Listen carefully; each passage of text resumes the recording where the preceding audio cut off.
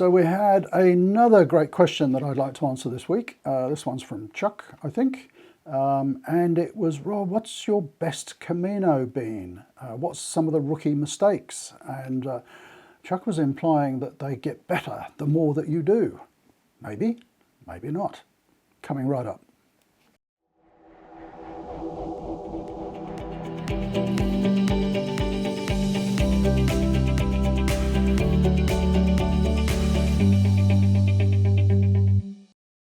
So Chuck, thank you very much for your question. I think it's a great question because I think what you were getting at is that surely the more Caminos you walk, you kind of get more experienced at it and you enjoy it more and so on.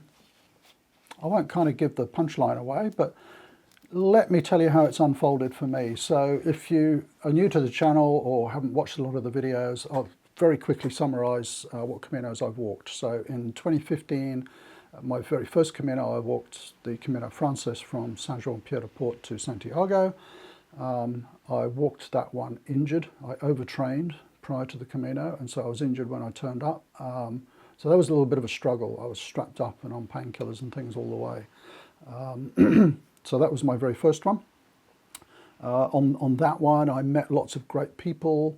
I was in a couple of Camino families. If you haven't heard about those, it's kind of people who are naturally sort of drawn together and not necessarily walking together all the time, but stopping together and having meals together and things like that. Very, very interesting that most of the people that I walked with in those two Camino families, and I ended up in two because I was walking slowly as I was injured. One group kind of went on ahead and then another group came along and I kind of hooked up with them. What was interesting with those two groups is that I think most of the people were staying in private accommodation. And a lot of people you'll hear talk about the real essence of the Camino as being staying in albergues and the Camino families and all the rest of it. I got all of that on my first Camino, staying in private accommodation. I was a late comer to albergues. So that was the very first one.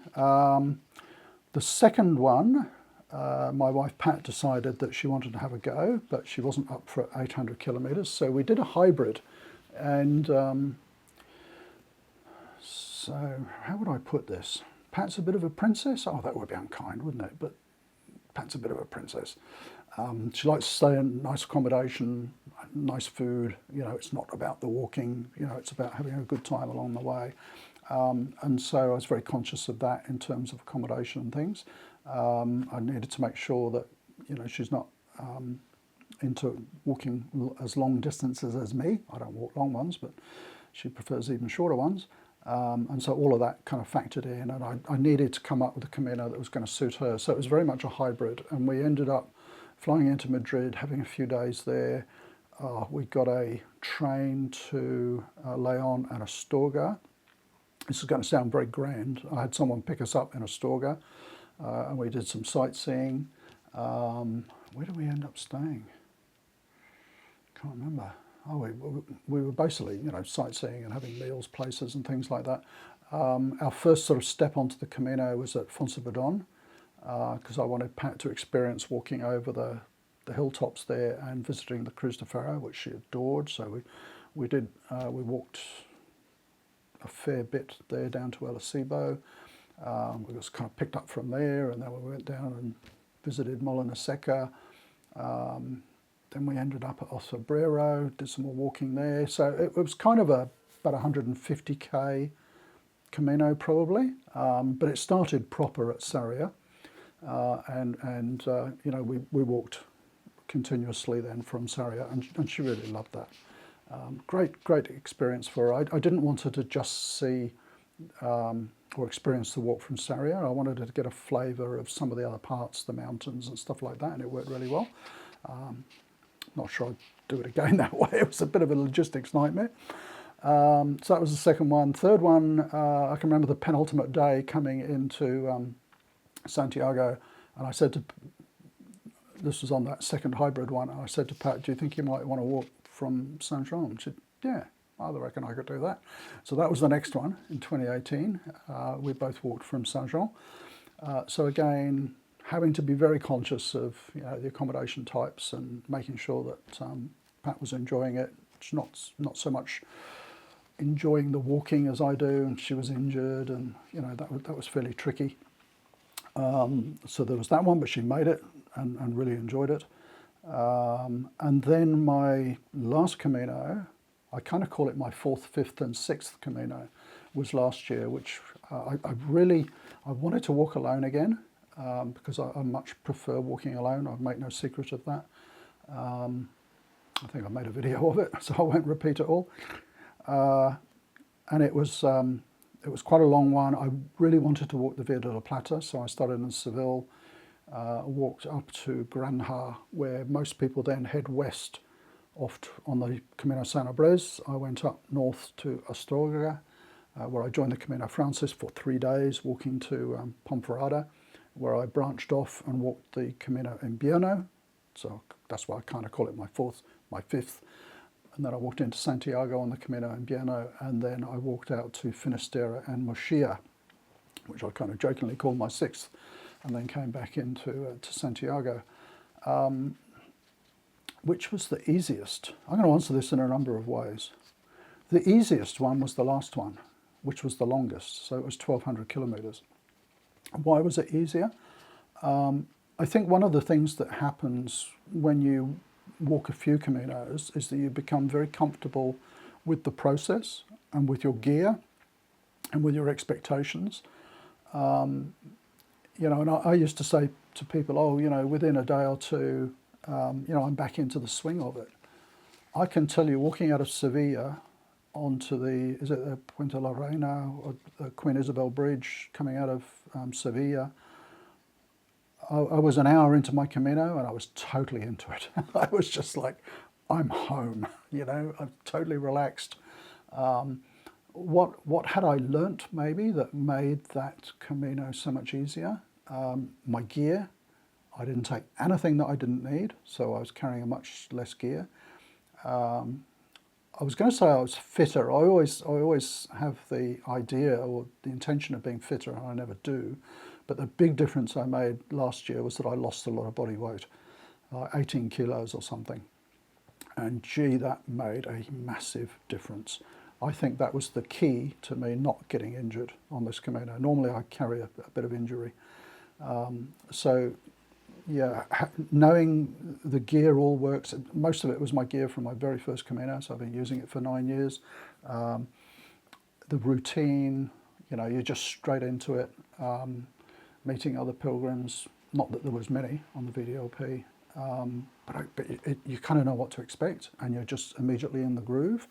And that first few days on that Camino last year was wonderful, because I didn't meet another pilgrim really for the first 7 or 8 days, and I was just walking through this wonderful countryside on my own, and it was a real emotional, spiritual experience for me. And then I started to connect with others, and that kind of got lost a little bit maybe because I was with other people. Not that I resent that. The people that I met and walked with were amazing, and I wouldn't have swapped that for anything.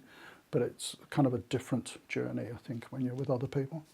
So the last one, funnily enough, although the longest and potentially the hardest, was probably the easiest, because I had my gear down pat.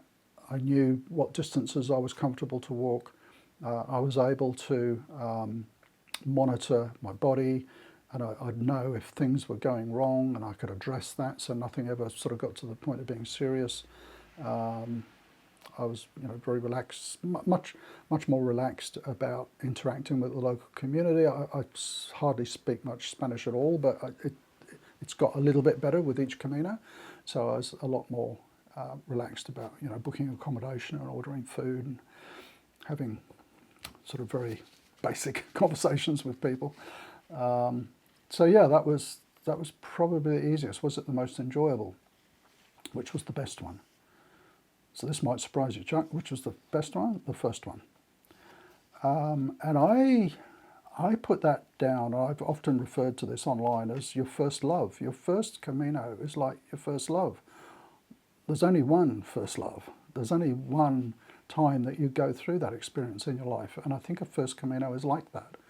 and it was just incredible. It was amazing. You know, if I look back on it now, I'd probably think, oh, but it was really busy, and you know, I carried too much stuff, and I got injured, and you know, all of this stuff. But it was wonderful because it was so new. The experience was just incredible. The people I was meeting were wonderful. Yeah, it's just that newness, that freshness of it was outstanding. The next two were kind of, you know, trying to step into the same stream again, you know, and trying to have that same experience again. What's that saying? You can't repeat the experience, because if you step into the same stream again, the stream has changed and you have changed, and that is absolutely true with something like the Camino. You really can't repeat them. It's about, you know, what you were feeling at the time, the people you met, the experiences and so on. You really can't repeat them. So that first one was incredible. The ones with Pat were great, but from a different perspective, for us to have time together like that and to experience a Camino like that. But it was the experience as a couple, not that solitary, reflective sort of Camino that I think I prefer. Well, I know I prefer. So what about the last one? And I don't know whether you've seen this video or not, but I did a video last year about my sort of hybrid one with the VDLP, the 3 days on the Francis, the Invierno, and finishing with Finisterre and Muxía. That was a very interesting, it's going to be a spoiler alert if you haven't seen it, but I'll tell you anyway. That was a very interesting perspective because it was on 4 different Caminos, and the Via de la Plata I loved because of the landscapes and the solitude and the animals along the way and the remoteness and the architecture and the history, but it was kind of lacking a little piece for me, and that was the sort of spiritual foundation that the Camino Francis has. The Invierno was stunning. The scenery was incredible. Absolutely loved it. Quite hilly, but because I'd already walked from Seville, you know, my legs were reasonably strong, and the hills didn't bother me. That was an amazing experience, and I didn't really meet any other pilgrims on that for 2 weeks. I stayed in one of the best albergues ever on a mountaintop on my own. You know, it was like totally out there sort of experience. The Camino out to Finisterre and Muxía was surprisingly good. I don't know why I say surprisingly good. I'm not sure quite what I expected. I'd always thought of it as this kind of add-on that some people do at the end of their full Camino. You know, they walk out to the ocean, but I found it was, legitimate's not the right term, but it's, if you like, it's a mini Camino full of all of the experiences that you would expect on a Camino. Great scenery, lovely walks, lovely people, you know, not as busy as the Francis. And for anyone considering a short Camino, if you walked from Muxía, Finisterre back to Santiago, you'd actually qualify for a Compostela. I think it's about 110 kilometres. Would I walk it again? No, because there's lots of other routes. And one of the things I realised after that walk last year is that to keep that freshness and excitement alive, for me at least, I've got to walk a different route. You know, I've kind of walked the Francis 2.5 times, and it's wonderful, but, you know, it's like if you said to me, where's a good place for lunch? I could almost tell you every town. You know, where's the next coffee stop? I can probably tell you within a few minutes how long it will take to get there. It was like that with Pat, you know, on our 3rd Camino together. You know, she said, where should we stop for lunch? And I was like, well, next village has actually got 2 or 3 places, and this one's not bad. So that familiarity can be nice, but I prefer the excitement and newness and that sort of element of the Camino revealing itself to you with a new route. So, sorry, that was a bit of a long-winded answer. I'll just come back to the original question. So, which was the best one? The first one, absolutely. Followed very closely by the last one. But I would never be able to recapture the experience of that first one, I don't think. What rookie mistakes, because that was probably a key part of your question, what rookie mistakes would I suggests that I made. I overtrained and injured myself before my first Camino, so basically now I don't really train. I focus on getting my body weight down, and I do a little bit of walking. I get some medical checkups, and then I start slow on my Caminos. So literally, like on my last one, I walked 10Ks, 12Ks, 14Ks, 18Ks. I build up gradually. I think a lot of people get injured by coming out of the gate too fast, too far. You know, and they want to do 25Ks, 30Ks, quick, and they just get injured. It's funny, on the Camino Francis, you know, you find a lot of the younger, fitter pilgrims falling by the wayside at Burgos because they've kind of just burnt themselves out and pulled muscles and that sort of stuff. So that was definitely a rookie mistake. Don't overtrain. Don't carry too much. I absolutely did that on my first Camino. I've almost got it down, I was going to say, to a fine art now. I still carry a couple of things just in case, but they're sort of medical items, so I'm comfortable with what I carry now, and the pack is not a burden to me at all. You know, if you, I mean, everybody knows this, but you know, footwear, good footwear, comfortable footwear, and a good pack are the most essential items on a Camino. And that pack is 9 years old now. I put that on, it just fits like a glove. And you know, if it's got 7 or 8 kilos in it, I barely feel it. It just fits so well, and the weight is on the hips. There's no weight on my shoulders at all. I could almost take the shoulder straps off. It's just the pack would fall away from me. It's so comfortable. The footwear was really good this time. Long story, but it's kind of started to fall apart after a while, but I kept it together. So what are the rookie mistakes? Too much gear, too much training to begin with. Probably, it's not a rookie mistake, but I wish I'd learned a little bit more Spanish. And please, if this is your first Camino, don't think for 1 minute that you know you have to be able to learn Spanish. If you speak a little bit, it's, you know, however much you can speak is going to help, and it's really appreciated by the locals. I think that's probably it. I was going to touch on a couple of items of etiquette, but that was actually a question by someone else, which I'll do a whole video on, which relates to language as well. But no, good question, Chuck. You know, so they don't necessarily get better as you go.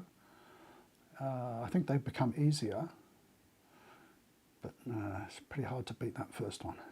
But great question, and thank you for asking it. And thank you everybody for watching. Do keep the questions coming in.